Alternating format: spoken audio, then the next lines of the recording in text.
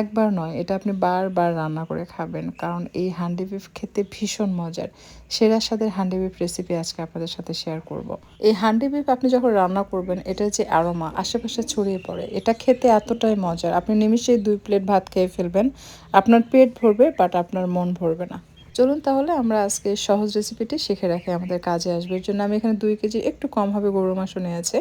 আদা রসুন বাটা দিয়েছি 5 টেবিল চামচের একটু বেশি হবে, সাথে দিয়ে দিলাম স্বাদ মতো লবণ, 1.5 কাপের মতো পেঁয়াজ বাটা, আর দিয়ে দিচ্ছি ভাজা মরিচের গুঁড়া। এটা 2 চা চামচ ভর্তি করে আমি দিয়েছি, এটা আমার হোমমেড। সাথে দিয়ে দিচ্ছি হলুদের গুঁড়া 1 চা চামচ, উঁচু করে 1 চা চামচ ভাজা জিরের গুঁড়া, উঁচু করে 1 চা চামচ দিয়ে দিচ্ছি আপনার ধনিয়ার গুঁড়া। সেই সাথে দিয়ে দিচ্ছি 1 চা চামচ লেভেল করে গরম মশলা গুঁড়া, পেঁয়াজের বেরেস্তা, আর দিয়ে দিচ্ছি তেজপাতা, শুকনা মরিচ, এবং সেই সাথে দিয়ে দেবো গরম মশলা। গরম মশলার মধ্যে রয়েছে সাদা এলাচ, লং, দালচিনি, তেজপাতা, কালো এলাচ, কাবাব চিনি, কালো গোলমরিচ, জয়ত্রী, সব কিছু কিন্তু আমি ভেঙে গুঁড়া করে নিয়েছি।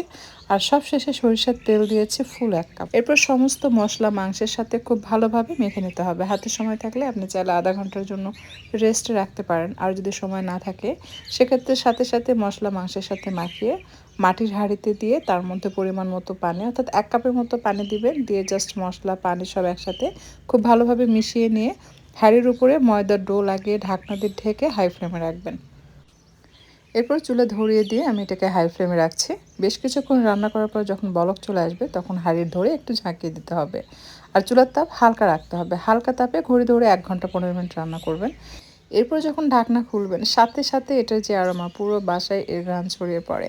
আর মাংস দেখুন, এটা খুব সুন্দর ভুনা ভুনা, এবং মাংসের যে গ্রেভি, এতে কিন্তু বোঝাই যায় যে এটা কতটা সফট হয়েছে আর গ্রেভিটা যে কতটা পারফেক্ট।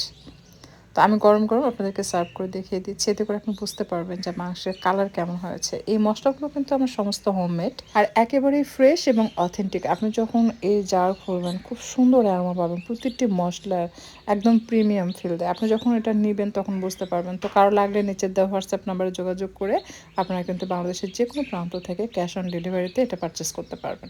মাংস রান্নার পরে যখন হাত দিয়ে চাপ দেবেন, দেখবেন খুলে যাবে। বাসায় ট্রাই করলে অবশ্যই আমাকে কমেন্টে জানাবেন।